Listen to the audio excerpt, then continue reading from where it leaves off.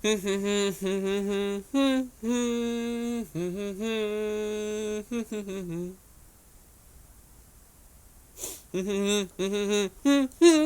a world where, the Skywalker saga films is continuously disappointed fans, movies after movies, Star Wars fans, we came to video games, we came to TV for comfort. And for the most part, we've found it, with all the animated shows, Rebels, Clone Wars. For video games, the Battlefronts 2 didn't start out great, but I heard it's getting better and better. And of course, Jedi Fallen Order was really, really good. Did a review on that. Go ahead and check it out. But in terms of, live action TV shows, we haven't gotten any. We haven't gotten any great, live action Star Wars TV show. And I am happy to announce that The Mandalorian is not only a good Star Wars TV show. No. It is perhaps one of the best time that I've had staring at a screen in 2019. Let's just get the obvious out of the way. Like they spent they spent a little bit of money. They spent a little bit of money on this show because it looks fantastic. The best looking TV show ever made, like it looks like a movie.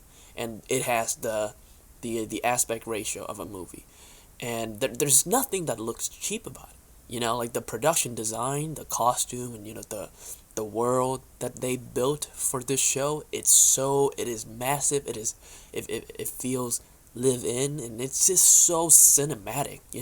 Like watching The Mandalorian is like watching a summer blockbuster, but on your TV. It's so good. Like it looks so good. The show is directed by 5 directors. Dave Filoni, known for his work in the animated Star Wars universe. He directed 2 episodes. Rick, what's his last name? Hold on, I have it right here. One second. Rick Famuyiwa. If I mispronounce your name, I apologize. But he did 2 episodes. Deborah Chow did 2 episodes. Bryce Dallas Howard did 1 episode, and Taika Waititi did the last episodes.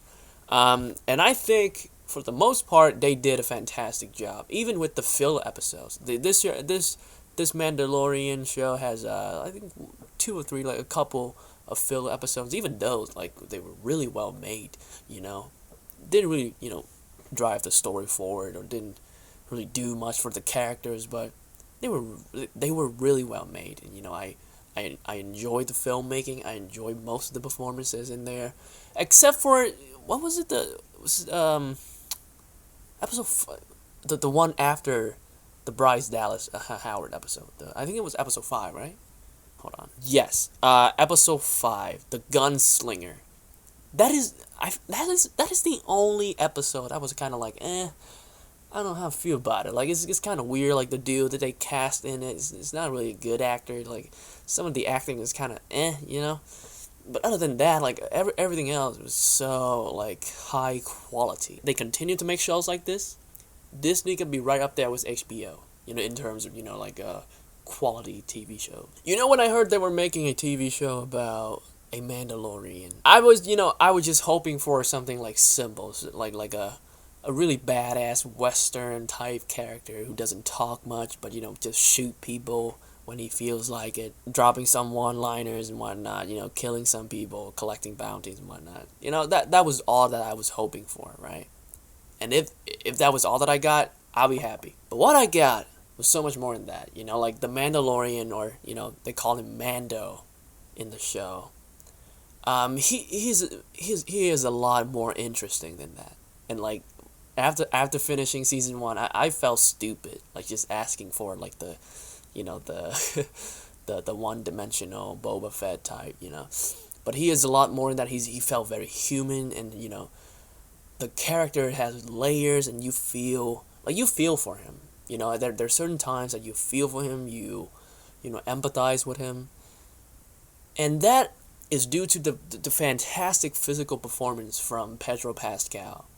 Yes, maybe his stunt double was step in for some of the action sequences, but his acting cannot, and I repeat, cannot be overlooked. Okay, you don't really see his face. You don't see his face, but there was so much emotion and there was so much subtext behind his actions. You know, the way that he turned, how fast to turn, and you can see, even though you don't see his face, you know what he looks like behind the helmet. You know what face he's making behind that helmet. And that is, oh my god, that's like, give this man an Emmy.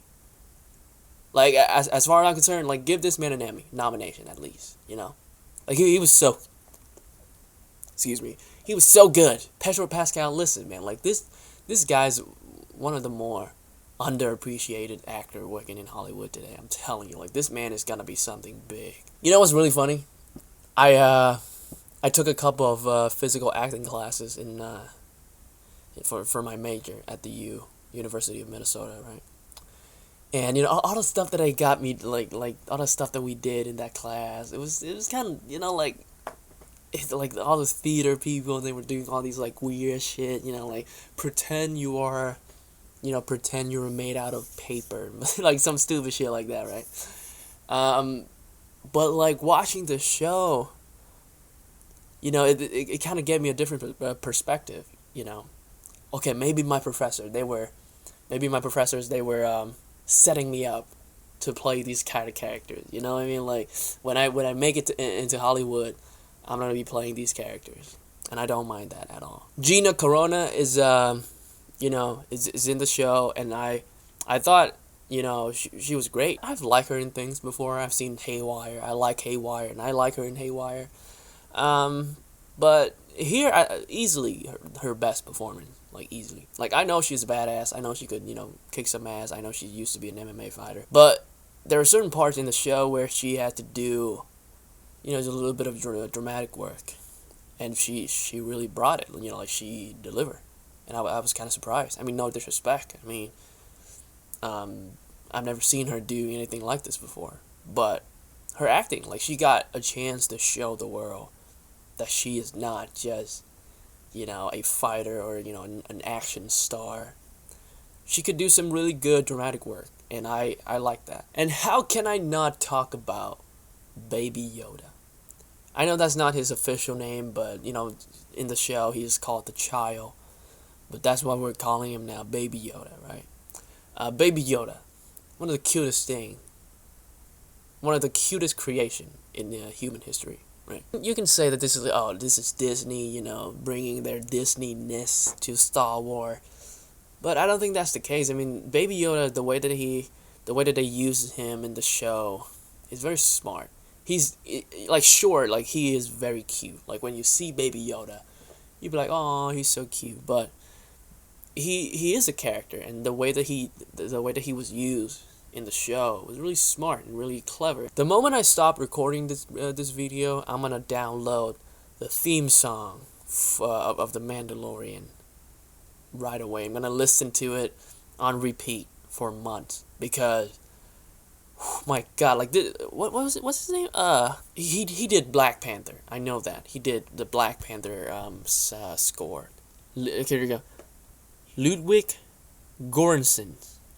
And again, if I butcher your names, I really apologize. But he does a fantastic job with this score.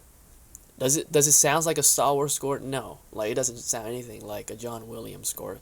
But that's okay, because honestly, if you put like the in here, it would not make sense. This is not the space drama, the space epic that is Star Wars.